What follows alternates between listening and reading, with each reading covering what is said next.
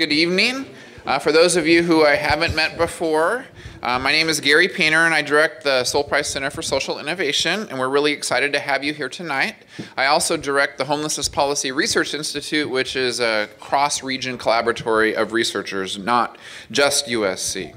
Our Center for Social Innovation's mission, which fits well within our school's mission, is to develop ideas and illuminate strategies to improve the quality of life for people living in low-income urban communities. And we fulfill that with a variety of functions. We're in a research university, so we do research.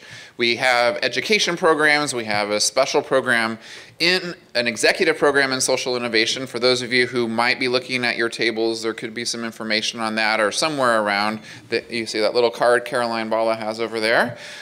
We had our first cohort last year. And we also support our education programs at the undergraduate and the master's level. I know that there's an undergraduate class in here tonight. If you're there, raise your hand. We're so happy to have you all here with us tonight. And then we also do outreach and service. And a lot of our research and education is linked to the community and to service. And so events like this are perfect forums for us to come together and to talk about some of the challenges that our communities face. Tonight is the first event in our 2018-19 academic year series focused on pathways to opportunity. And what we're doing in this series is focusing on new approaches to overcoming barriers for people who live in some of the most disadvantaged and divested communities. And clearly education is a critical pathway to move forward. For those of you who like social media, and I actually like to take notes at conferences and convenings and so forth by tweets, so that way I can go back to them and kind of see that conversation. We actually have a hashtag to go along with the night, so we can, and it's going to be in our series throughout this year called hashtag Opportunity for all one word. So we'd love to have your tweets on that. Our Twitter handle is at USC Price CSI. If you want to learn about future events, engage in opportunities, and you can certainly reach out to us. So at this time it's my pleasure, and I'd like to introduce our Dean, Jack Knott, who will introduce our moderator and first speaker for the event. Dean Knott is the C. Irwin and Ione L. Piper Chair and Professor in the Price School of Public Policy. He's led the school in this role as Dean since 2005. For those of you who are part of our community, you know that you've seen significant growth in the Price School and has been well recognized in our broad constituencies. Dean Knott was instrumental in securing the school's $50 million endowment and naming gift from Price Philanthropies in 2011, which also established the Price Center for Social Innovation. We're really excited to have ascended in the rankings to #2 in public policy, #1 in urban policy. And with that, please join me in welcoming Dean Jack Knott. Well, thank you very much, Gary. And on behalf of the USC Sol Price School of Public Policy, it's my great pleasure to welcome all of you to this very, very important discussion this evening. It's great to see such a mix of undergraduates and professionals, graduate students, faculty. This is one of the things that the center does very well at. It brings together these constituencies, bridging the academic and community policymaker divide in a way that is really exciting. So I'm very excited to see you all here. I also want to take a moment and thank Professor Painter, the director of the center. He's done just a fantastic job with the center, both academically, advancing the center's reputation academically, but also making an impact in the community with several programs, and certainly this Homelessness Institute is a really good example of that. Carolyn Bala, who is, I don't know what Carolyn's title is. Okay, Carolyn, thank you so much for all the work you do here. I know you had a lot to do with organizing all this as well. So thanks. Could we give them a round of applause for, thank you. So the topic we're going to be discussing tonight is just hugely important for the social economic development of the country. Education is the great leveler, right? It's where, you know, when you talk about opportunity, equal opportunity, we're really talking about education. And so being able to get education right, to be able to get it available to all segments of the society, from the lowest income to people of diverse backgrounds, immigrants, is essential.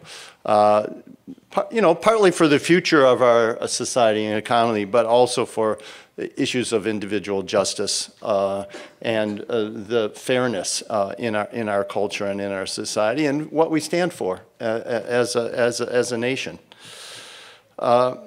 This topic has also been debated and argued about and discussed for a long time. I have one of my very close friends and colleagues is a professor at Stanford named Terry Moe. And he wrote a book with John Chubb back in 1990 called Politics, Markets, in America's Schools, arguing that the overly centralized bureaucratic nature of public schools made them ineffective, and they were the worst things for our nation's inner cities and the poor, and arguing for more charter schools, vouchers, and other approaches that would give kids in those neighborhoods opportunity. At the time, I was directing the Institute for Public Policy at Michigan State University. Terry came and we did a forum together on charter schools. I also am a very good friend and colleague of John Witte, who is a professor and political scientist at the University of Wisconsin, and he wrote the book, The Market Approach to Education, Analysis of America's First Voucher Program in Wisconsin. It's published by Princeton University Press in the year 2000.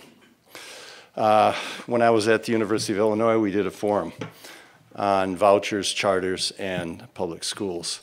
So this is something that we've been grappling with as a society for a long time.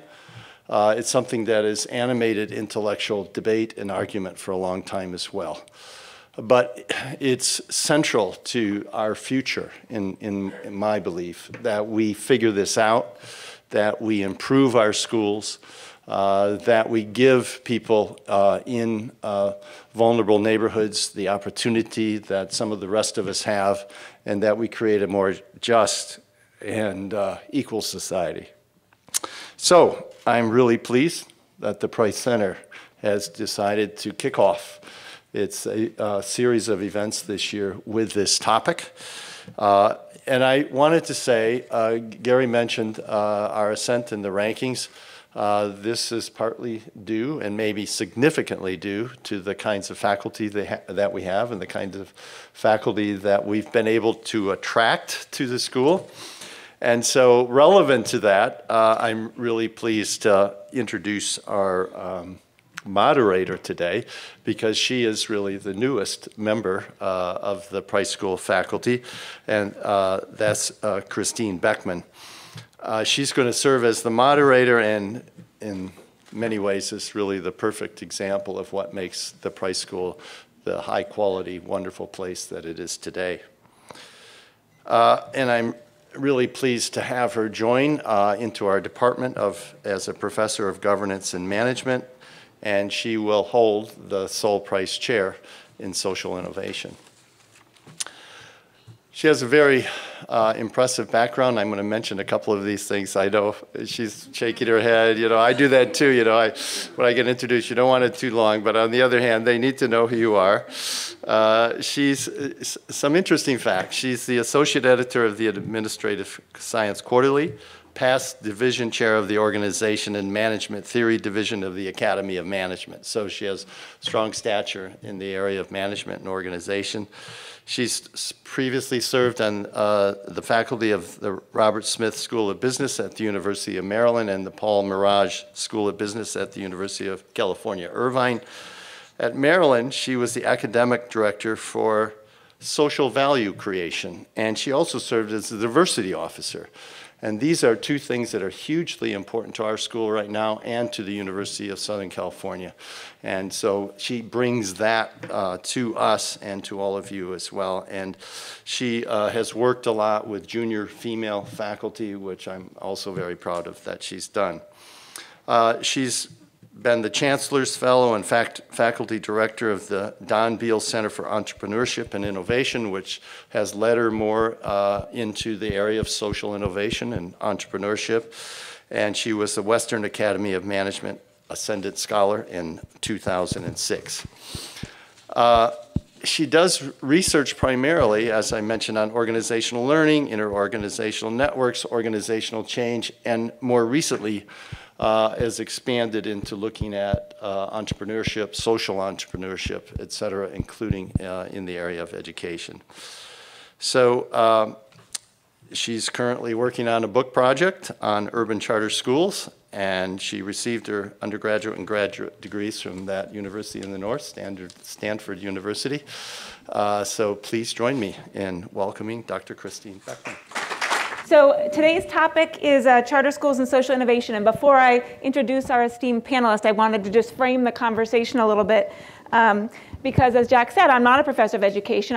I'm a professor of public policy who spent almost 20 years in a business school. And so I'm not an expert in curriculum. You know, I'm an expert in organizations. And so the conversation that I want to have today is to help us think about charter schools as an organizational form that was created in an effort to innovate and improve public schools. And sort of it was an experiment in public education, and to think about the ways that that promise has been met, where it's fallen short, and sort of where we go from here in terms of the larger goal of access and opportunity for all students. So I want to start with sort of social innovation and what do we mean when we talk about social innovation and how charter schools fit within that. And so the definition that I like to use is it's a process for inventing, securing support for, and implementing novel solutions to social needs and problems. So it's about new ideas, new processes, new models for solving really tricky social problems. So if you can think about microfinance as a social innovation, as a way of bringing capital to often poor people in developing countries, often women that don't have traditional access to capital. You can think about even Tom's Shoes or Warby Parker, business models that are a buy one, give one model. You buy something and they promise to give one to a person in need. So two examples of social innovations that you're probably familiar with. Well, charter schools falls within that realm as well, right? It's an experiment to try and improve public education. But there's a wide range of social innovations we might talk about, worker cooperatives, benefit corporations, emissions trading, right? And so we want to think about social innovation in this broad context. And so charter schools are a social innovation because they're a new model. They're a new way of sort of governing and sort of thinking about accountability for public schools. And so for those of you that don't have a deep knowledge of charter schools, they were first created in California in 1992. It was the second state in the nation to sort of have charter legislation. And it was a really interesting bringing together of very different, people call it sort of an odd marriage of different political perspectives, right? On the one hand, there were parents and community members who really wanted to have more local control in their local communities. And then there was a group of people really wanting more market-based sort of reform. And these different entities came together and really argued for more local autonomy in schools, leading to this legislation. And the goals of charter schools as a new form are to increase learning opportunities for all students, particularly academically low-performing students. Right? So these are the metrics we should be evaluating their success, right?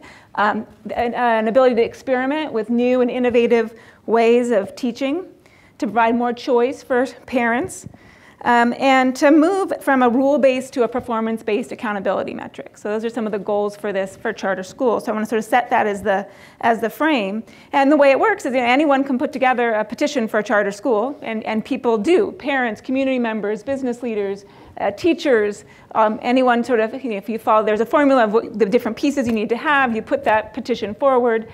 There's an authorizer, often a district, but it can be a county or a state, that sort of looks to see whether or not there's a sound educational program. And if that school gets approved, it opens.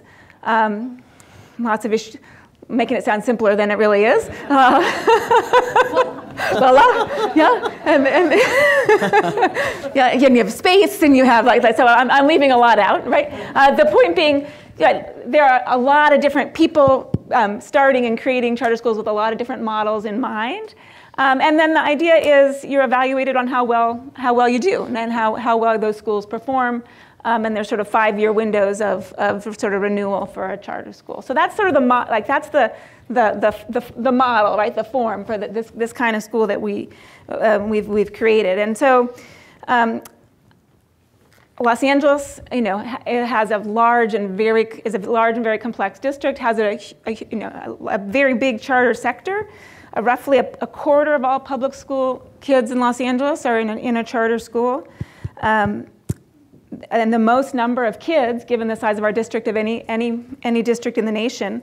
And I've done some work on the emergence of charter schools in Oakland, California. And just to give you a sense of the scale, there's 14,000 kids in charters in Oakland. But each of their networks almost has that many kids just in their own network of schools. Right? So the scale here is really phenomenal. And there's a lot of different models that come forward with charter schools. And so I'm going to have Dan and Cristina talk about their models and help us think about charter schools sort of in this broader context of, how do they help us sort of improve sort of the education, the access and opportunity for their students, and then hopefully sort of more broadly even beyond.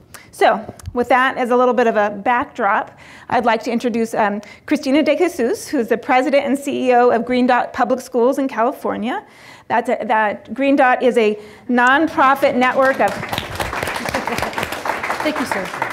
22 public charter schools serving 11,500 students.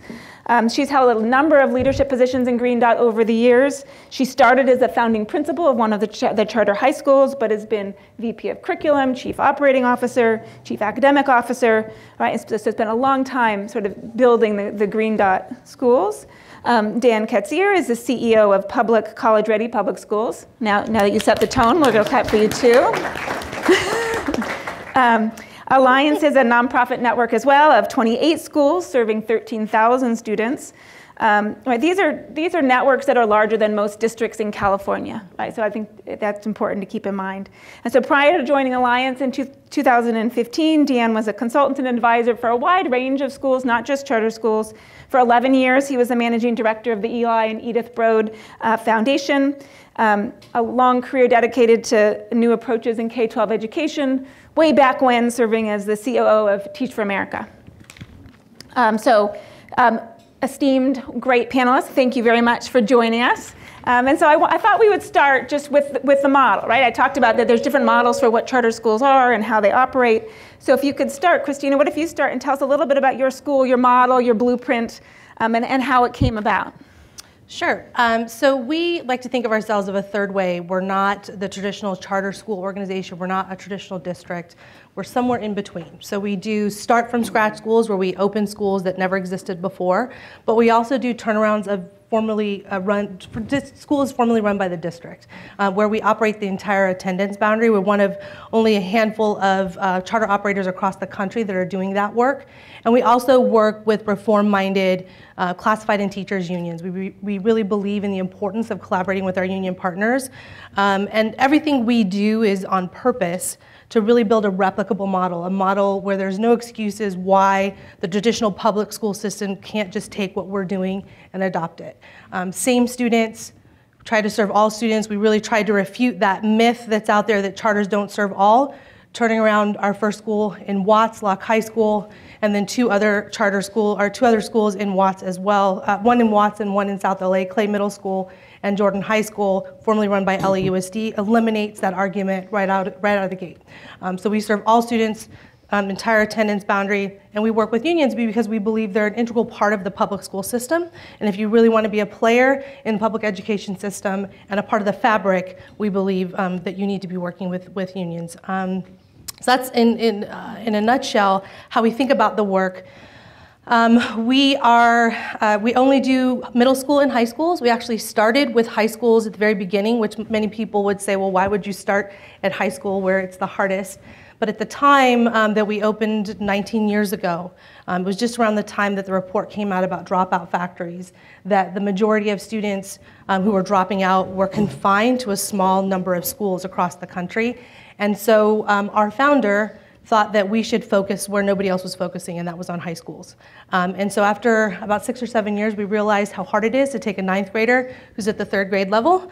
And so we opened our first middle school. And so now we operate a mix of middle and high schools. And we have, as I mentioned, 3 turnaround schools, all focused on college prep, all focused on serving all students, and trying to do that as well as we can. A follow-up question for you. So in these turnarounds, sort of what's different? What are the challenges of doing a turnaround rather than just starting a brand new school when you know, there's already an existing sort of set of expectations there? Well, we have 2 teachers that are part of our Jordan turnaround here, so they'll keep me honest on this. I will say it's different. Like, we've had our own schools where we've had to turn something around. We had to replace a principal, or we had to turn around results. Very different than taking a school that's existed for decades, that has always been on the same corner, in the same building, that has a history. People's cousins and aunts and uncles went there, and it's very hard to shake the reputation. And so how do you actually go in, honor the rich history? Because there are lots of good things that are happening there. How do you honor the rich history, listen to the community and value what's already there, but also try to turn results around for students? And so the thing that we really underestimated were the contextual differences between starting from scratch and turning around and running an entire attendance boundary. So just to give you a sense, we've always really had an impacted population that we've served. Over 90% qualify for free and reduced lunch. Our special ed and English language learner populations are on par with the percentages at the state level. At Locke High School, to give you a sense, we went into Locke, coming from a fantasy world, we had 400 students on a waiting list that really buffered transiency and in and out of our school. At Locke, right now, 30% of students do not start the first day of school with us. On average, that means 11 new students a week come into the school. We have 20% students with special needs. Since 2010, students in the moderate to severe spectrum has increased by 77%.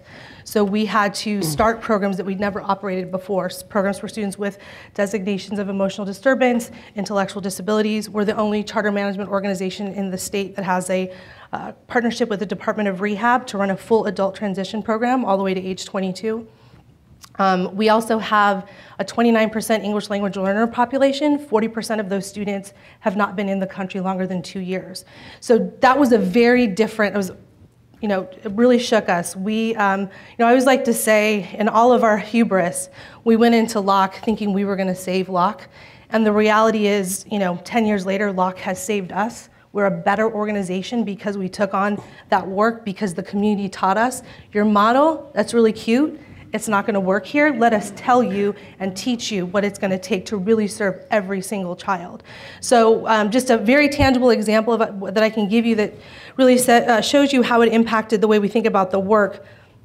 We underestimated the impact of mental health and trauma when running an attendance boundary school. And so today we've built out a full school psychologist program. We're at a ratio of 1 to 1, so 1 school psychologist to every school, because we really wanted to make sure that we were serving those needs. So that's an example of how Locke has made us better, but it is, I have to say, very different work.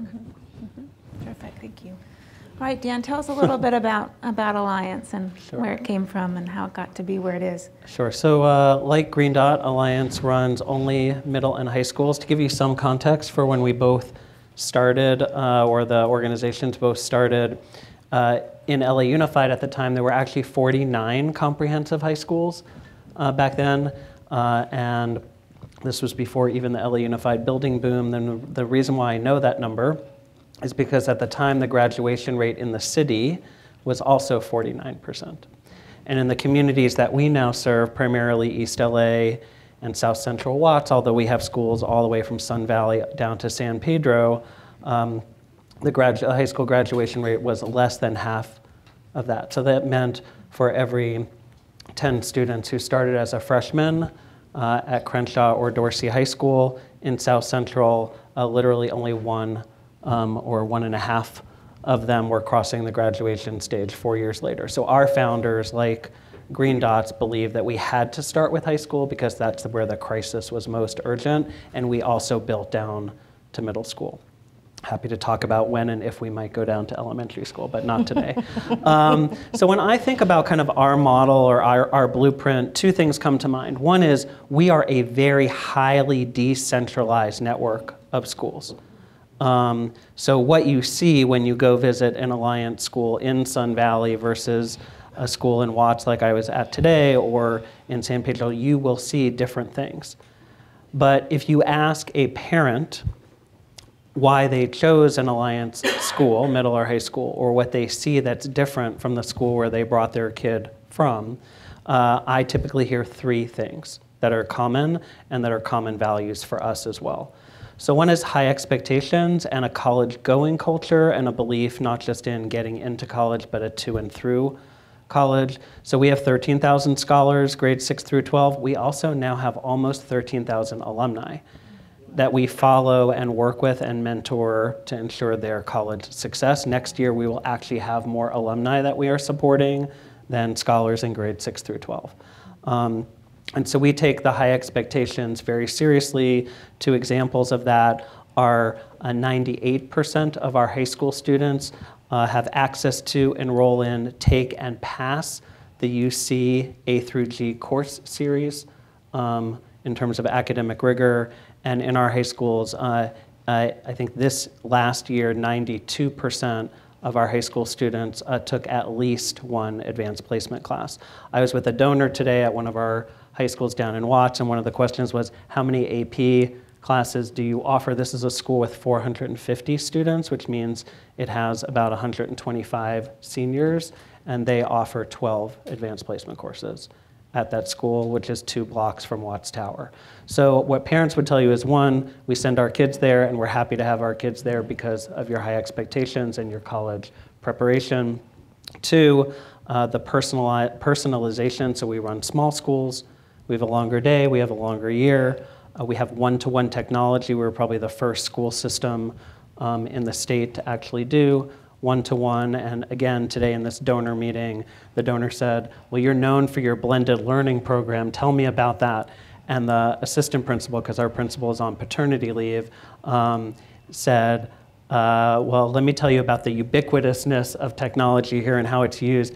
We haven't thought about ourselves as a blended learning school in so long because we pioneered that so long ago. But our parents recognize the fact that every kid in every classroom gets to use technology in a deep and meaningful way, which is also rare given their experience and their exposure. And then finally, our parents tell us that our level of engagement and involvement for parents and with parents is something that they have never experienced in a public school setting. We have a parent engagement specialist at every single school whose job is to make sure parents know if a kid is absent, if they are not doing their homework, and what our expectations are for families' involvement in life in the school and in the life of a kid's academic progression, both in middle school, to and through high school, and then obviously to and through college. So to follow up on that a little bit, so you mentioned some different metrics there already, right? So college preparation, sort of dropout rates. What do you think are the most? Give me some other examples of measures of success that you would look at, how you know you're successful. And then for both of you, I'm also interested in, are there other metrics that you think we should be paying attention to that we're not? I mean, things that you wish you could measure.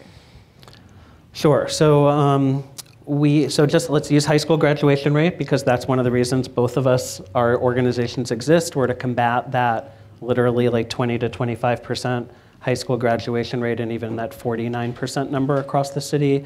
The number in the city right now is about 72% high school graduation rate. Alliance's graduation rate is 95%, and has been actually since inception from school one. So clearly, if you want to start somewhere, like, are you actually graduating the students who come to you? When the district looks at our charter, when they authorize our charter, it's a 5-year contract. One of the academic measures that they look at are we performing on the state exam better than the resident schools? And they define resident schools within like some 2 or 3 mile radius. So we think about that, to your point about future measures, we think about that as a very low bar. And so in our strategic plan and on our organizational dashboard, we compare every single one of our schools to the top quartile of all schools in the state, regardless of demographics. So we have 98% of students eligible for free and reduced lunch. We're 98% African American or Latino.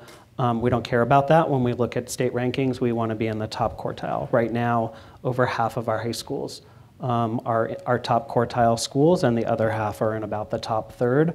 But our goal is to make sure every single one of them in English and math are competing against the very best in the state, because we know that when they graduate college, 7 years after we get them in 9th grade, or 10 years after we get them in middle school, that they are not going to be competing with some kid down the street or even across the city. They're going to be competing globally in ways that we don't even understand yet. And then finally, really college acceptance, college matriculation, college persistence, and ultimately college completion are really, if you're running high schools or a K-12 system, are really the numbers that all of us should be holding ourselves accountable ultimately, because a high school education for the majority of jobs that are going to be available to our youth in this city and frankly any urban community, they just are not going to be really eligible for those kind of very important middle class to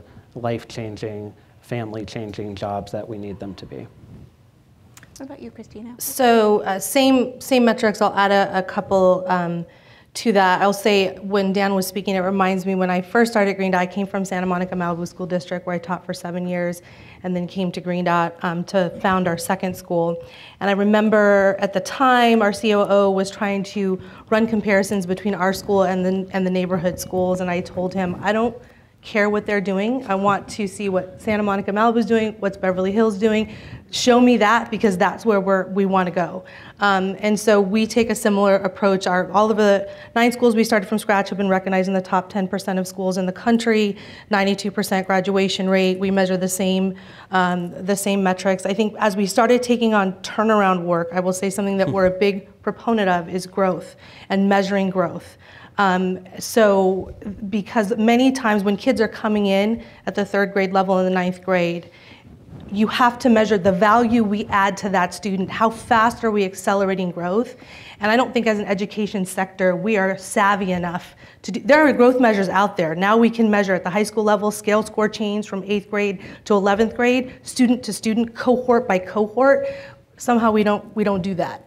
You can do that in middle school as well, in elementary school. So how do you measure kid by kid, cohort by cohort, how quickly you're accelerating students, and what value are you adding? And there are measures out there. Both of us are a part of the CORE Collaborative, which is a collaboration. We're 2 of 3 charter networks that are a part of a collaborative that includes 1 million+ students across the state of California. All the large districts, Fresno, Santa Ana, LUSD, are all included. And it essentially does what I just mentioned, and it calculates a student growth percentile and really tells you how quickly is each student growing and how quickly is each school growing those students. So we're big proponents of growth as well as absolute value, as absolute proficiency.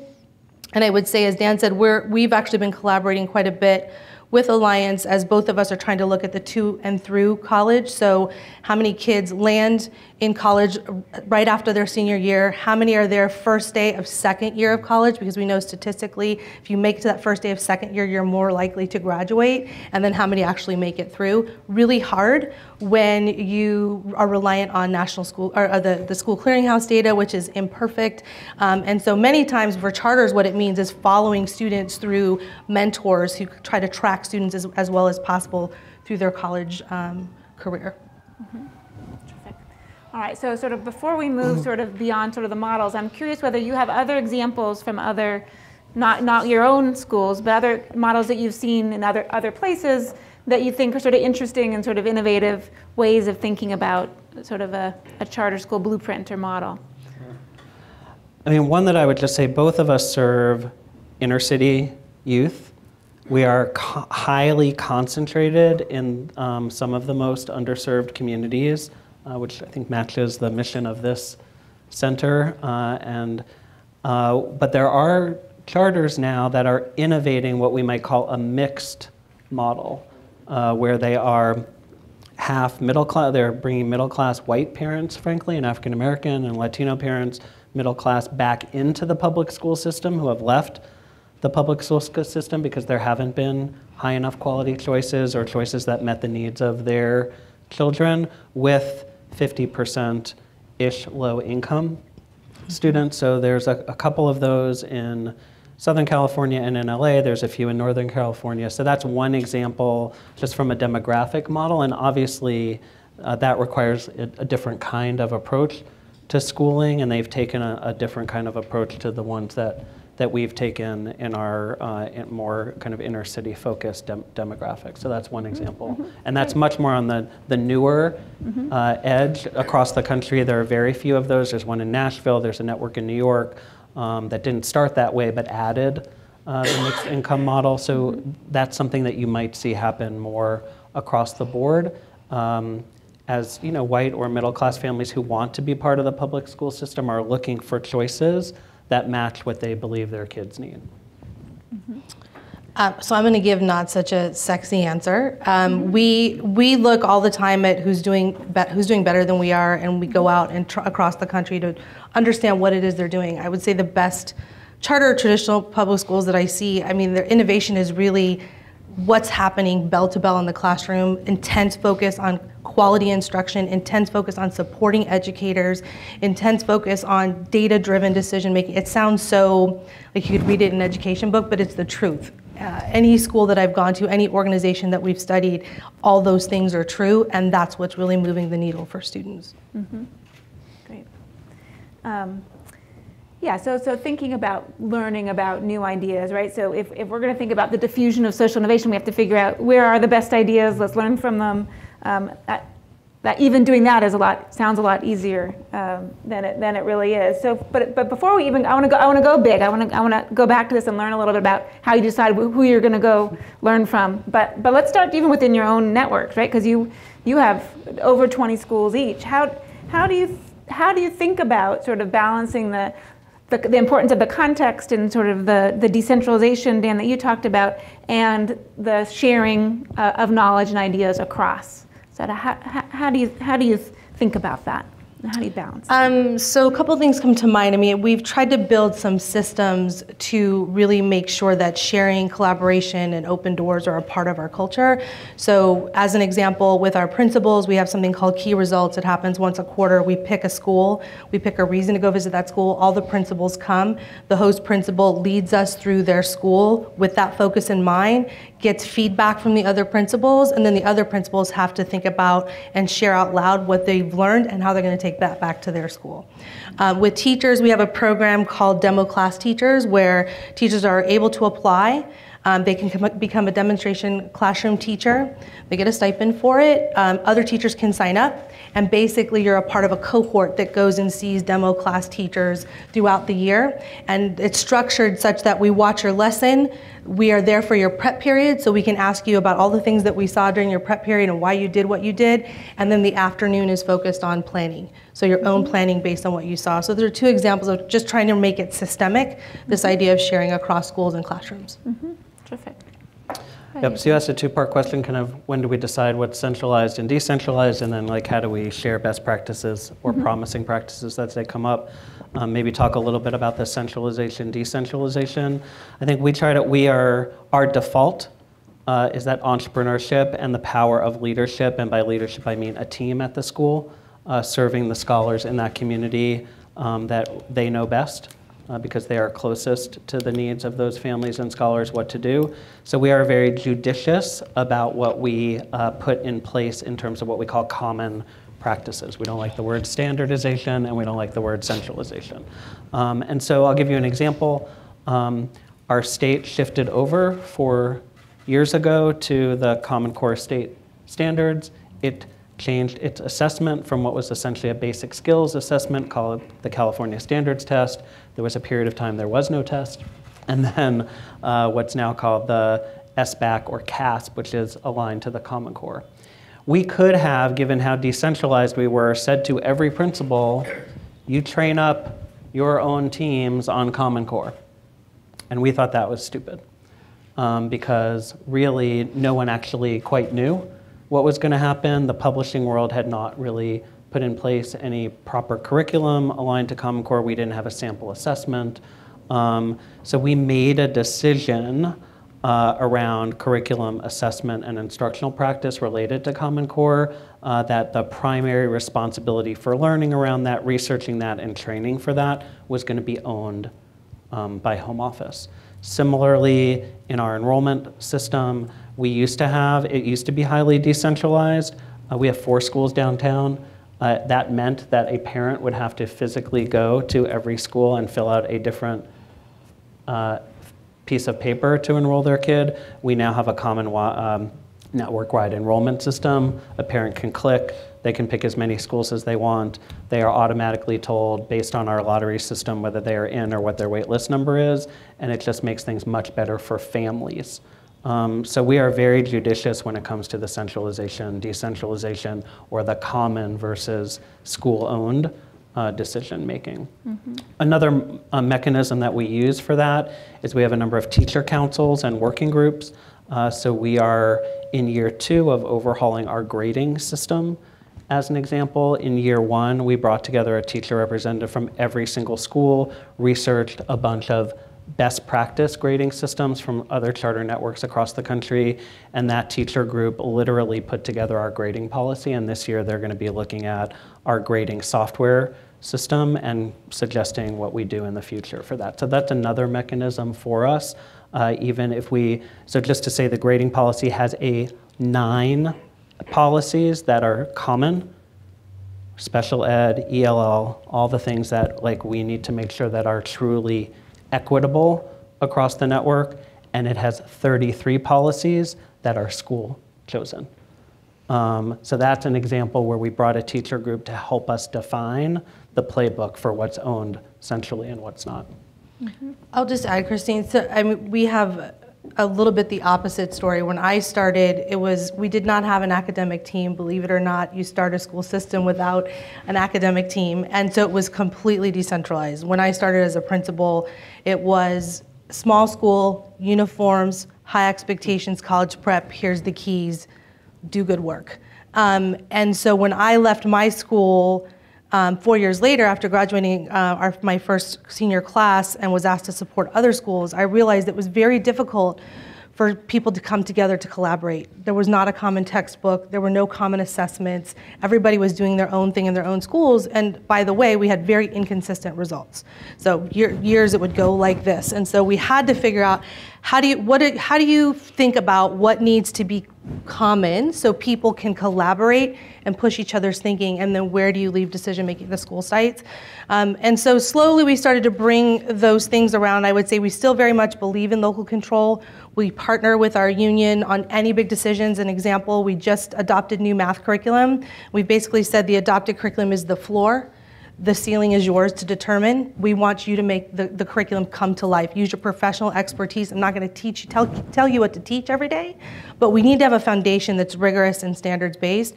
But we did that adoption side by side with teachers and actually used teacher feedback and went with a curriculum we weren't planning on going with after getting feedback from teachers. So for us, we think about mission, vision, core values, some fundamental philosophical lines in the sand, common rubrics for what good teaching looks like, what good leadership looks like, common curriculum where it makes sense. But most of the day-to-day, as long as you live within those bounds, we leave up to the school and we try to systematize collaboration. So every school has a certain set of committees they have to have that have teacher leadership, classified leadership, and then school leadership on them, school leadership teams, school culture teams, instructional leadership teams, so that decisions are always made together. Kind of our tag is we want to make sure that every employee feels empowered, appreciated, and successful. And so a core part of that work is systematizing collaboration and saying, for real, we believe in this work, and so shouldn't be any top-down decisions made. Mm-hmm.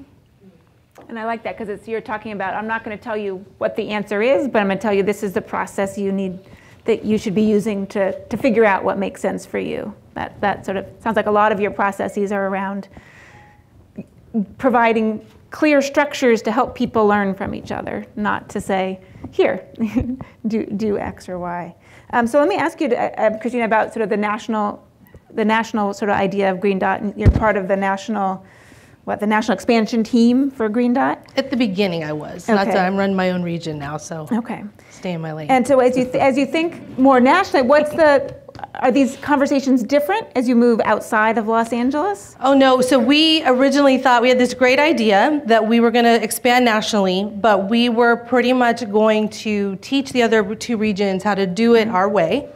And we were going to come out and we were going to do trainings. And I, as the California regional person, was going to go out and score in your classrooms. That went super well, by the way. They love that. Not. Quickly they said, you don't understand our context. Things are different here. You're not here, you're thousands of miles away. You can't possibly know what it's like here. And so we had to quickly dial back and really go back to exactly what I just talked about. We have a common teacher framework, a common leader framework, mission, vision, all the same, core values the same. We share, so we have committees where we share ideas, what's California doing, what's Tennessee doing, what's Washington doing, but everyone within the confines of the framework of the organization is doing it the way they see best. Mm-hmm. Do you have any examples of things that work dramatically different across those different places? So to be honest, when I go to those schools, they still feel very much like a Green Dot school. You can see elements of what makes a Green Dot school. Really iterations on programs and model. So we use one program for reading acceleration. Memphis went in a different direction based on research. So nothing, to be honest, even within that freedom, people didn't do drastically different things. And Dan, you talked about the decentralization. So what about you? Do you, any ideas about are there things that really do work very different, or do people sort of end up gravitating towards similar kinds of practices? It depends what you're talking about. So I'll give you the curriculum example. So we don't have a common curriculum. Every school every year gets a bounded set of research-based curricula from which they can choose. Over the last 3 years that we've been doing that, that has meant that we essentially, let's just take high school math. We have 18 high schools. I think we're now down to people choosing from 4 curricula. There are only 2 curricula across our high school math because they've found it's not good to change curriculum every year, by the way, right? So once you've found a really strong curriculum, or you know a curriculum that's pretty good, there's no perfect curriculum on earth, and you understand the gaps around it, that it's better to keep going with that. So as a network, we have to be good listeners about, in a world, just using this example, where we have multiple curriculum, is what's the right scope and sequence, given the Common Core standards, which of what the curriculum asks you to do would we recommend you actually skip versus go deeper on? What are sample assessments that we can provide teachers to choose from? We now have an online platform for an item bank for teachers to pick their own exit tickets, to do their own unit assessments, et cetera.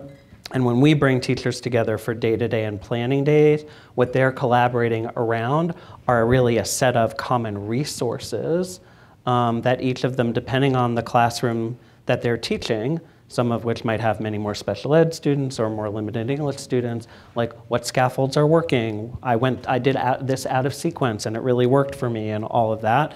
And as a network, it's our job to listen really closely to those edits, to the templates and the kind of the resources, and then in the next iteration of the resources, actually make the common changes that our new teachers can lock onto much more quickly than if we hadn't done that through what we learned from our teaching core. Mm-hmm.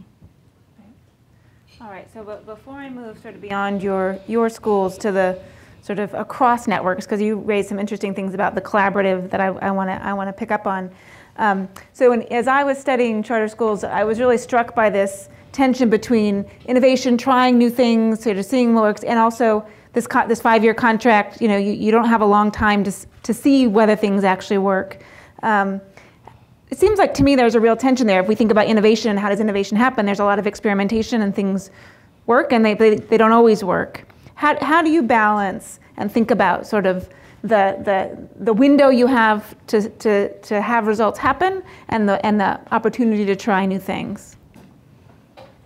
So I would say personally, I love the 5-year contract because it provides us a real sense of urgency, which we have already based on our mission. Mm-hmm. I think every public school should have a 5-year contract. Because if you cannot either show high levels of attainment or strong growth, or both, within a 5-year period with kids, you have lost 5 years with those kids and you will never get them back. And so like ideally, like for me, every school would have that same level of accountability with really clear measures of growth and success to be able to show that, because if you can't show that growth in 5 years, shame on you. Okay, so there's no tension. That's actually a good thing then for motivating. What about you, Cristina? What do you think? Yeah, I mean, you stole my line exactly. I mean, I do think every public school should have to, every 5 years, prove they've earned the privilege to serve children, period. And when we have a system like that, I think ultimately we'll all be serving students a lot better. And I agree, 5 years is actually a long time. And I don't think we want to be thoughtless about, and we try to be very intentional about innovation, but it does give you enough of a runway to really show growth. We've seen schools turn around in a year. Less than a year. I mean, you know, particularly when you're running small schools that you've operated for a really long time. And so I 100% agree with Dan. I don't feel that tension. Oh no, we only have 2 more years left. Wish that would go away. I do believe it adds a sense of urgency to the sector that's important. Do you worry about having a narrow set of metrics and sort of the challenges of then sort of, you know, I'll call it teaching to the test. That's not what it is exactly in this instance, but that it sort of, is it too narrowing, or are you looking at a number of different metrics, enough different kinds of metrics that, I guess I can imagine it going 2 ways, right? You have too many metrics and you can say, oh, I'm doing good on this one, I'm just going to ignore these, right? That would be a problem. But if you only have one metric, then how do we not worry about gaming those metrics, right? And sort of losing track of, we're trying to educate, not about just the metric itself. So at Alliance, we have 4, on our organizational dashboard, we have 4 areas that we measure. One is college success, so getting in, enrolling, persisting, completing. On the academic side, we have about 6 measures, one of which actually is chronic attendance, chronic absenteeism, which is a really, if you're not in school, you can't learn. So we do have some non-academic measures that we look at. To Christina's point, her 9th graders come in as 3rd graders. Our 6th and 9th graders come in on average 4 to 5 grade levels behind in reading, which means that half of our 6th graders are reading below a 2nd grade level, which actually means they don't know how to read. They don't have phonemic awareness, they don't know their sight words. In order for us to get them college ready by the end of grade 8, or if we get them for 7 years by college ready by grade 12, we have to do 2 times grade level improvement every single year with them. So we track that growth on a per scholar level. We have a section on organizational health and organizational culture. We use the Gallup Best Place to Work survey. Our aspiration is to be the top quartile of the world, because that's a global survey. We have a parent survey, we have 2 student surveys, we have staff surveys, like all of that is in that category to make sure like that we are running healthy school institutions. And then finally, all the money for our schools goes to our schools. So unlike the district, or even unlike some CMOs, the money doesn't come to the center and the center decides how to split it out. All of our money goes directly to the school. They pay a 10% back office fee for us to do accounting, HR, run the assessment software platform, et cetera. So all the money and the decisions around the money happen at the school site. And so we have a series of measures around financial sustainability for those schools, because that's part of our commitment to the community too. When we open, is that we're going to be there for the long haul, and one of the ways to do that is to have academic success, organizational health success, but also make sure that you are financially viable to keep operating. So at least for us, like we don't feel at all like we're looking at a narrow set of measures. Yeah, I would, so I won't repeat, given that much of what Dan said we measure as well. I would say the concern, at least for us as charters in this space, is the lack of clarity both at the district level and the state level, how state and district are looking at our performance. And so we were both huddled outside because we both have renewals next Tuesday, and we were trying to huddle up on strategy because it's really unclear how we're going to be held accountable for renewal. And we worry as a sector that it oftentimes really focuses on compliance versus outcomes. And so that's where we feel that things have gone south a little bit, particularly because we've had this transition to Common Core, and so we have the dashboard, but the state's not really sure how the dashboard should be used for high stakes decision making. And so that's really the concern that we have, is just the lack. We can measure all these great things internally, but that doesn't mean that's how we're going to be held accountable when we go before the board. Yeah. And so can we talk a little bit about just dashboards? Who sees these dashboards? How often are these dashboards updated with data? I mean, studying companies, like lots of companies don't, have a lot of data that they don't sort of track as much as it sounds like you're tracking a lot of different dimensions. So I'm just sort of curious to know more about how they're used and by who. And so we have a data warehouse that generates hundreds of reports. Some of them aggregate up into various dashboards. Some of them update nightly, depending on the metric. So attendance will update nightly, for example. Suspensions will update nightly, so we can get a real-time view of how schools are doing. Obviously, anybody at the leadership level has visibility. Any principal has visibility, not just their own school, but all schools across the network. So I can click on any other school to see how they're doing in comparison to my school, so that I can learn from them. We also have started, my chief academic officer and I have started cohort data calls. So we've put all of our schools in cohorts Monday afternoons from 4 to 5 every 5 weeks. We're on the phone, we're on Skype with that cohort of principals. They're all looking at each other's data, and we're talking about where we've seen improvements since the last call, where we've seen declines, what did you do? So really, to create further collaboration across principals. And then at the teacher level, there are some reports where teachers can see just their own students, or they can see across the network as well. So it really depends on what data we're looking at, but we try to really make sure there's high visibility and transparency around how all schools in the network are doing, so we can learn from each other. So ditto, we do all that. The one other mechanism for us, or two other mechanisms for us, are every school has a school operating plan. And so that is driven by the dashboard, but all the strategies, action plans, and school level work, like who gets assigned around the college persistence data and what are the 3 strategies that the counseling team and the advisory teachers and the parent engagement specialists are gonna pursue around that, are driven by the school. So we don't dictate at all any of the strategies or action plans. We provide support to that, and those operating plans are reviewed. Literally a different portion of it is reviewed every week in a 3-hour meeting that our area superintendents have with principals to make sure that the data is being looked at, that the key performance indicators, which get updated much more frequently than the actual dashboard measures themselves, where they are. We also do a ton of professional development around that with what we call our giraffes and gazelles. Giraffes are those who are top attainers, and gazelles those who have shown the most growth in the last cycle. And for our teachers, every term, we run an interim assessment for our scholars, and then we take 2 days off. One is a data day where they have complete access online to all their scholars, and like Cristina said, visibility into other teachers at their grade level, content area, and other schools. And then a planning day where every teacher thinks about what do I need to reteach from the prior unit based on the data, and how am I planning given that for the next unit coming up. So we take a pause every term for 2 days to allow our teachers to dig in to the data. By the way, teachers at Alliance get, they probably do at Green Dot, they get a 2-hour preparation period every day. And a lot of that is designed to help them look at data based on their weekly department data meetings to do this reteach and forward planning work as well. So at the school level, that cycle happens on a weekly basis. I want to thank Dan for calling that out, because both my teachers are like, what, 2 hours every day? No, we don't give 2 hours every day. They're like, their mouths were wide open. Yeah.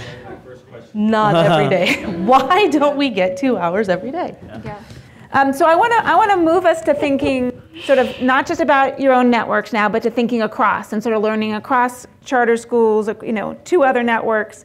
I'd like to hear a little bit more about the collaborative, Cristina, that you sort of mentioned. And one of the tensions I'm curious to hear about is,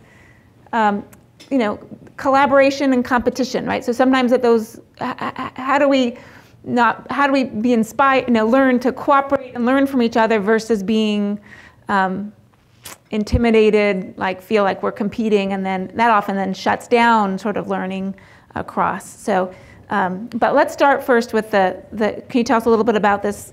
I'm not saying I'm saying it, or the collaborative? So that's more about the data aggregation, about data? not necessarily collaboration. Okay. But what I will say in the LA space, so competition is still real. I mean, we'll be honest, right? I mean, we're all on a 5-year contract. We're all trying to get great outcomes for kids. And so there is an element of competition still there that I think can be healthy. I will say that, in the last probably 3 years, particularly in the LA space, there have been a couple of factors. One in particular, I think, has really started to bring a sense of collaboration and kind of taking down your walls and really being open and honest about the struggles you're having. There's a group of 17 charter leaders that have started a council called the Los Angeles Advocacy Council. We meet once a month, and the purpose of we started this to really come together to bring a sense of unity to the charter space and a sense of collaboration. Also as well to fight for key initiatives together that matter to the whole sector, so we're not just fighting for ourselves. And so I think that the conversations in that council have really started to generate a true spirit of collaboration, people coming together. 3 years ago, somebody wouldn't have told you they had an investigation happening with the Office of the Inspector General. They would hide it because they were embarrassed. At these meetings, people say, hey, I just got a notice. What should I do? What lessons have you learned? Also, I'm struggling with math at this school. What are you doing around math? And so there's a cohort of us that are trying to get our chief academic officers together now on a regular basis to really learn from each other. And we're jumpstarting that with what we're calling critical friends visits. So we're going to start with 3 of us going to someone else's organization, walking through and giving them feedback on what we see, and then they're going to do that at our organization. So that would not have happened 3-4 years ago. So I think it's a budding relationship around collaboration. I think we're realizing we're better together. We're fighting the same battles. We're reinventing the wheel. And so I'm excited and inspired by that kind of new piece. But I do think there's still an element, definitely, of competition in the space. I'm curious what has changed in the last 4 or 5 years to make it feel different than it did 15 years ago. It's hard out there for charters. It's hard. It's we're battling every day, and so we've got to rely on each other to really make each other better and hold each other accountable. We've actually had late night calls with charter leaders when we've read something in the newspaper or something, because when you do something bad, it's bad for all of us. So we're really trying to hold each other accountable, but also just come together to really figure out how do we weather the storm. It is really tough. It's been particularly tough, I would say, in the last year and a half. I don't think that's just in LA. We're seeing that across the nation, where it's just been a really tough environment for charters, both charter growth, charter sustainability. There's a narrative out there that isn't always true. One of those is that charter schools are not accountable. I would say we're the most accountable, at least in LA, we're the most accountable entity in the public school system. Every 5 years, we have to stand in front of the board to prove we've earned the privilege to serve children. We have an audit every year that's more extensive than the audit that my own auditors do in some of the districts. And so I do think that it's just been a tough environment for us. And so we think that's part of what's brought us together. Mm-hmm. Dan, sir?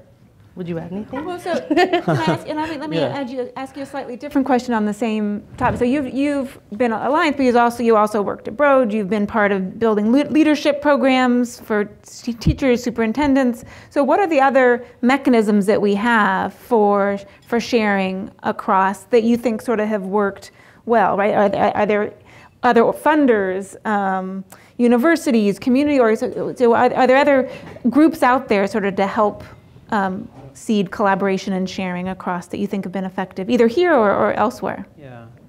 I mean, so as I look nationally, so there is an organization called the Charter School Growth Fund. There's kind of 2 groups within the fund. They support charter growth, but only for high-performing charters. So there's a group of kind of larger charters that are continuing to grow, and then a nascent group of entrepreneurs that they support. Mm-hmm. The level of openness to sharing materials, information, convening, et cetera, by that group, which is philanthropically funded, but it's its own nonprofit. You can ask anyone in that group for anything and you will get it.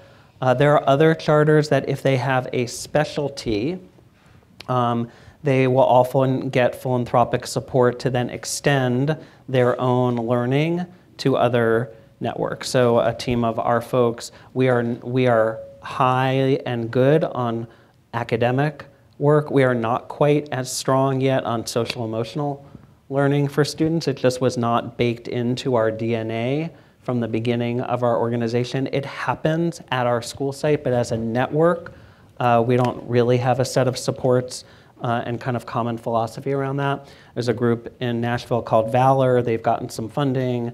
They do this really well. They have a very smart SEL, social emotional learning construct that they've gotten some money to share with others. So we're going to be part of their cohort to learn from them. And I could name a dozen other charter networks that kind of have a specialty and have gotten funding to kind of create a side best practice sharing work, but that's just one example. Terrific. All right, so I've got a lot of questions, so I'm gonna ask just one more, and then I'll start tackling some of these. So, and this is sort of, you know, as you sort of said, there's a lot of critiques of charter schools. There's lots, you get lots of attention. Lots of people have very strong opinions. And so if you think about this sector sort of within public education more broadly, as you know, this experiment, where do you think charters are doing well? And where do you think, as a sector, you've fallen short in terms of the promise or what people were hoping from for charter schools? I'll let you go first, sir. So I mean, just let's pick up on the best practice piece. Like I think nationally, like there's no issue with kind of sharing and learning from each other. Locally, I've only been at Alliance for a little over 3 years, so all I've experienced is kind of a collaborative and supportive environment. Look, we compete for students and we compete for teachers and leaders. Outside of that, like what we're all in service of is lifting up communities where we are operating our schools. So that kind of overrides everything, more or less. I think the place where charters have so far fallen short, except in a very few instances across the country, is that collaboration and openness and sharing between the local district and the group of charters in the city. Like we have done it sounds like a better job locally across charters in the community. We see that in many other cities. There are very few examples of kind of charter district collaboration. So that's one place where, look, we're still a very new part of the education sphere, right? 1991. In other states, it's less than that. And between 1991 and 2001, actually, the growth was pretty slow and steady. It wasn't really until like the mid-90s when it actually accelerated to the kind of explosive growth in LA that it is now. So we're still a young industry, if you will. And so I think it's not unnatural that that hasn't happened, but it really hasn't happened yet. Do you have any examples of where charter district collaboration has happened? So there's there's a very, very high performing network called Uncommon Schools. They are in New York, New Jersey, and Massachusetts. They have done two things. One is they've actually spun off a Teach Like a Champion division to take and they've published a number of books, Doug Lemov, around teaching pedagogy. So they've done it through publishing. They also have a training partnership with the New York Department of Education around their Teach Like a Champion and other things that's been very well received and actually highly collaborative. And so that's one example where they've gone kind of the publishing national route, just to basically all their intellectual proprietary stuff they made public, essentially, if you buy their book. And then they've done this partnership with the New York City Department of Ed. So there are a few others like that, but they're pretty rare. So I think what Dan says about, I think there's irrefutable evidence that charters have largely been successful, particularly in California, particularly in Los Angeles. There's been several studies, multi-year studies done that show that to be true. And I think that, I was recently at a conference among ed reformers, and My big thing, and because we do turnarounds, is I do think that, as a charter movement, we started out, at least in LA, about 26 years ago in California, to prove a point. The point was, it's not the kids, that there's a system that's preventing certain students from being successful. There are thousands of proof points across the country that have proved that point. The kids can and will learn at high levels when certain things are true.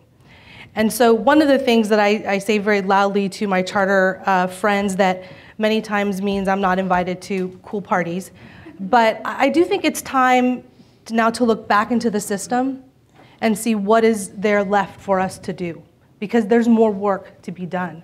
There are still thousands of children in schools that are failing them every day. I'm not pointing any fingers, it's fact. We can look at the data. And so what can we, with all of the research and development that we've done here in LA and California in 26 years, how can we use that knowledge to go back into the system and say, we can do that too? And so, that could look like more folks getting into the turnaround world. That could look like more district charter collaboration. But I do think we've gotten into this little isolated, we're doing our good work over here, and we're forgetting about all the other children who are still in systems where they're not being successful. And we, at least at Green Dot, see all of those students as our students, and so how do we go back and figure out what's left for us to do there? All right, well, so one of the questions was about district charter collaboration, so check. Nailed it. Great question, great question. So here's two questions about resources that I'm going to pair together. I realize my problem is that to read the questions, and I'm not we'll see how well I do, but here's resources. So one is sort of about the role of philanthropy in charter schools, and the other is around sort of this argument that charter schools take money that could be used to strengthen more traditional district public schools. So I'm going to pair those as sort of resource questions. So I would say the last part is only true if you believe the students belong to the district and not their parents. Mm-hmm. So if children belong to their parents have a right to choose where they send their children, and the money follows the child. So that argument to me is a non-starter. Mm-hmm. In terms of philanthropy, I will say, for us, less than 4% of our overall budget is fundraised. We typically fundraise to really close the gap between what our students are afforded and what middle class students have, after school programs, SAT prep, those types of things. And so there is a role for philanthropy. We, in particular, are less than 4% because, again, going back to this, building a high quality replicable model that the public school system can then take and do themselves. We are really cautious about how much we fundraise and for what. So I'll take it from, we raise money for really one of four things. One is when we start a school, we start with one grade level. So we can't run a school on 100 kids. You can run a school on 400 kids. So we raise for the gap to grow a school. As we grow into that school, that's one. Two, for almost all of our schools, we purchase land, build our own building, and run our own facility. So we raise money for the initial buy of that campus so that we can have a facility that we're proud of for scholars in the areas that we serve. Third, we raise for college scholarships. And fourth, we raise for like one big project a year. So for example, we are now at a size where we have outgrown our HR information system, our HRIS. Instead of putting that burden on our public funding, we're raising philanthropic support to swap out a system that works for about 20 schools, but is not working right now for 30 schools or any growth that we might have. So those are the four areas we raise money. On the are you stealing money from the public school system? Just back me up, Dan. I would just say, I would just say to anyone in this room to look a parent in the eye and say that you are stealing their money. They are making a choice, like every single one of us have made a choice for any of our kids, or that were made for us as kids, to choose the very best possible fit for their child's education. And in some cases, that might be homeschooling. In some cases, it might be a parochial school or private school. It might be a public charter school. It might be a public magnet school. It might be a public pilot school. It could be a public comprehensive school. But shame on us for thinking that somehow, like some name on some school, magnet, pilot, charter, traditional, should be driving any family's decision, because it shouldn't.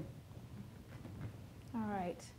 I've got a couple questions on teachers and how you select teachers. Do they need credentials? And sort of the importance of, right, you need good teachers to do this. And how do you work to attract and retain high impact teachers? So we can't do the work without teachers. They're the most important people in our buildings and in our organization. We have a pretty thorough process for vetting. We've refined it over time, but it essentially aligns with our teacher framework, and so we're vetting both for skills as well as will. And so there's a component where we're trying to assess your ability to be reflective. So in many of our school panels, everybody teaches a lesson, and then you're given feedback right after, and we want to see how you respond to that feedback. So that's just one example of a way we try to build in the kind of soft skill piece to the process. In terms of how we retain, we actually they met tonight, a sustainability committee that's across the organization that has teachers, classified staff, school leaders, and home office leadership on it, really with the sole focus of how do we make the work more sustainable. We were pretty clear, and we worked collaboratively with our unions that, having been a teacher, having been a principal, if you think this work's ever going to be easy, it's not. It's not easy work. We've signed up for the hardest work there is anywhere. But what we can do, as I mentioned earlier, is try to help you feel empowered, appreciated, and successful. And what do we need to do as an organization to make you feel those three things so that you will stay? And so it's a really important component to the work we do. We don't nail it all the time. I would say our turnaround schools, because they are so tough, we still struggle with retention at those schools, so we're continuously trying to figure out how do we better support teachers, make them feel more successful and empowered. But last year, we're typically 85% retention rate for teachers, which if you look nationwide, that's pretty good on an annual basis. And our leaders typically anywhere from 90 to 100% retention. So far, so good, but still quite a bit more work that we can be doing. I would just say, the market for teachers is really tough. The number of actual credentialed teachers coming out of education schools in California has dropped by at least a third over the last 5 years. This is particularly true for math and science teachers, so it's really hard. Our teacher selection process is driven by our schools, so we have, similar to the curriculum stuff, we have a set of very strong resources that school committees who do hiring or leaders who do hiring with a teacher group will, or even parents and students will actually pick and choose from in terms of the performance teach. We have a bunch of different models that teachers and schools can pick from, but we provide them the resources and then they do their own hiring. And in fact, alliance schools compete with each other for teachers. So a teacher candidate could actually get an offer from 2 different alliance schools and then have to make a choice because every school has a little bit of a different personality, a little bit of a different instructional focus, et cetera, and are obviously appealing for different reasons for different teachers. We put one of our organizational health measures is staff retention. Our aspiration is that every school, every employee group will have 85% or higher annual retention, and for the last 3 years, our teacher retention has been 85, 86, or 87%. So we're given the national numbers, and frankly, numbers around charters in general, we're really proud of those numbers. Yes, we have to have credentialed teachers. We have to follow the same regulations as district schools do. And I will say, interesting that you mentioned, because we have the same dynamic where somebody will interview at various schools, they'll get multiple offers, and we have folks that work on my team that have worked for large districts, and there's this continuous debate where they want to tell people no, we're just going to place them. That's what we did at Long Beach Unified. We're going to tell them where they're going to go. And we've tried to stay solid on, we want people to feel good about where they work. The individual makes the choice. I don't want to tell people, even with principals, we don't move principals. Even if we really try to convince you, we have a dinner with you, we give the good speech, but at the end of the day, we're not going to tell you you have to go there, because then ultimately it's working against everything that we're trying to do, which is to make people feel good about the work they're doing. Okay. A number of data questions. So the simplest one maybe is, what data system do you use? And how do you think about using and sharing data with parents? So we have a number of data platforms. Our school leaders primarily use Schoolzilla. Our teachers primarily use Illuminate. We also have PowerSchool, and our gradebook is a program called Pinnacle. We have one of our teacher groups this year is part 2 of the grading reinvention.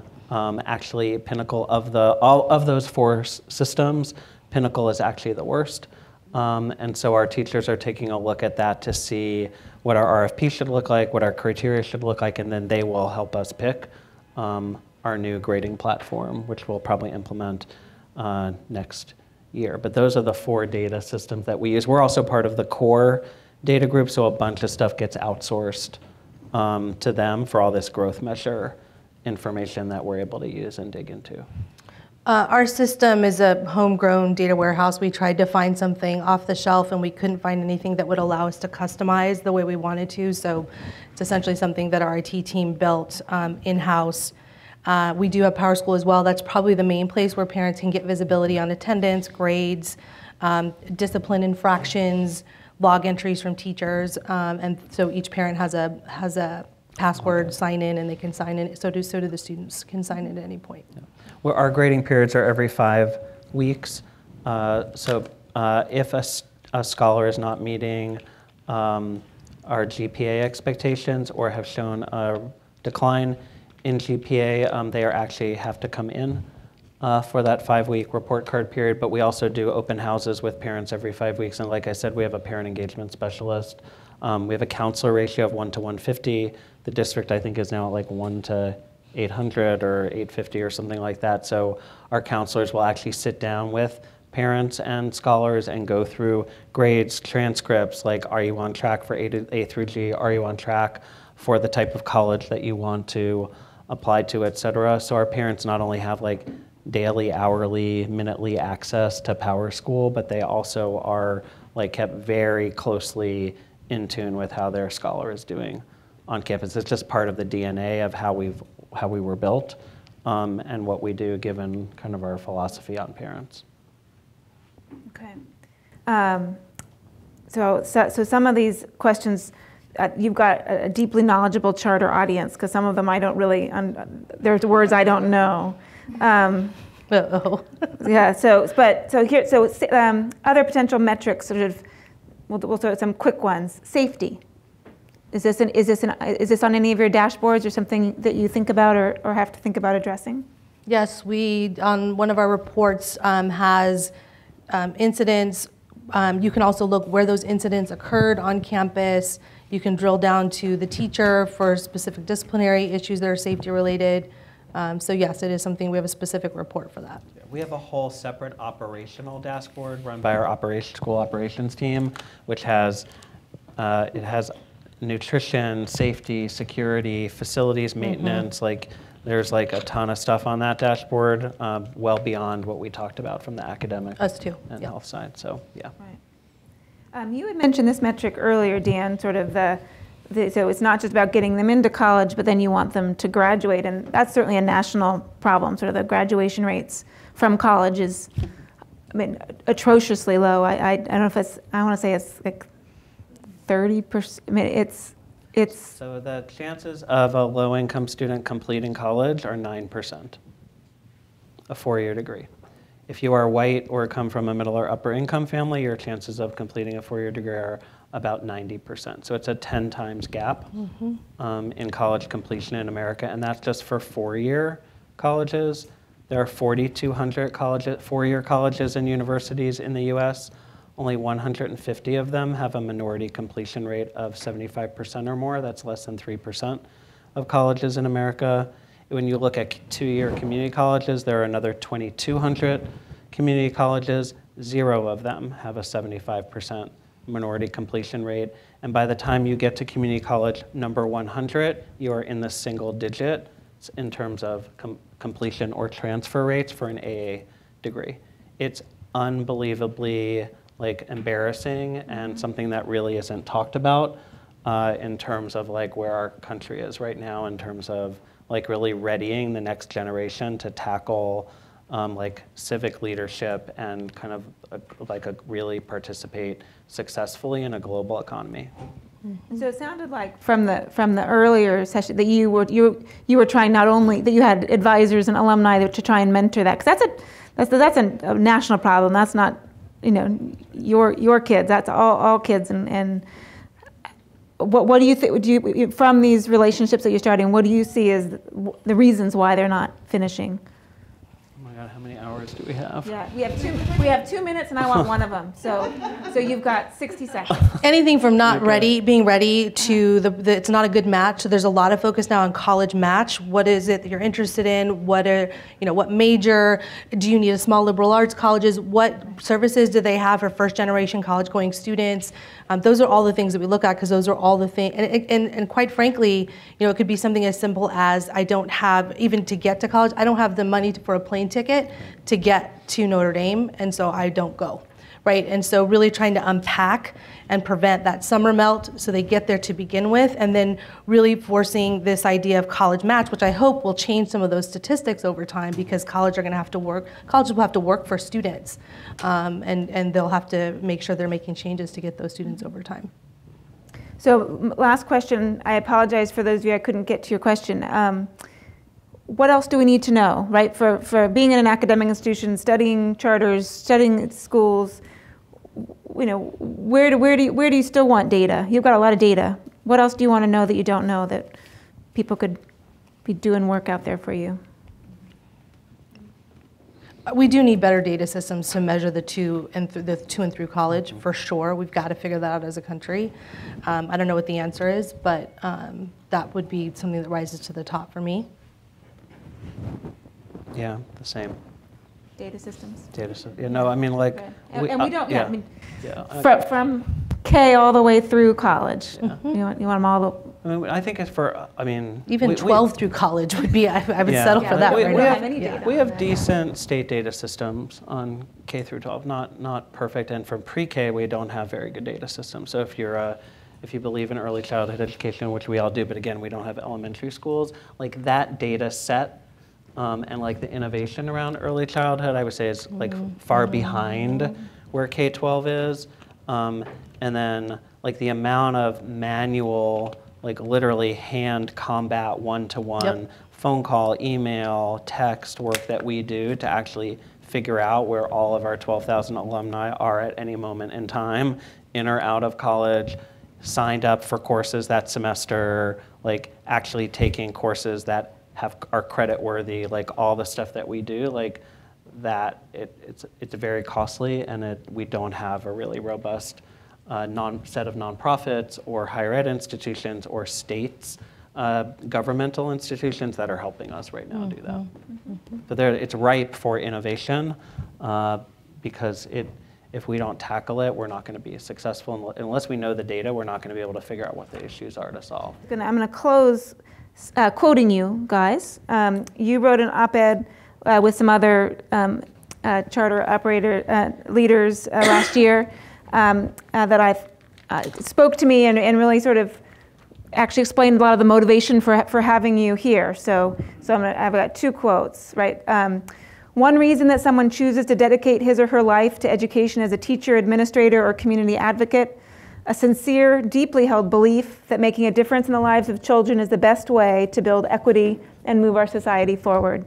Certainly Jack said that when he introduced the panel, so that really resonates for me. And of course, the idea of thinking about what do you do, what's working, how do we share, right? You actually said in this as well, right? All children benefit when LA public schools of every type focus on sharing and celebrating promising practices. So thank you for sharing some of those with us tonight, and thank you for joining us.